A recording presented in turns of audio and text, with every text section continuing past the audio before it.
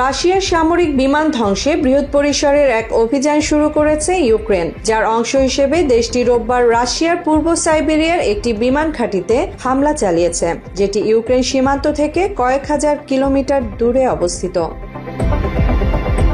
ইউক্রেনের নিরাপত্তা সংস্থার একটি সূত্র এ তথ্য জানিয়েছে। সূত্রটি জানায়, রাশিয়ার ভেতরে সম্মুখ সীমা থেকে অনেক দূরে থাকা শত্রু বোমারু বিমান ধ্বংসে ইউক্রেনের নিরাপত্তা সংস্থাগুলো একটি বৃহৎ পরিসরের বিশেষ অভিযান পরিচালনা করছে।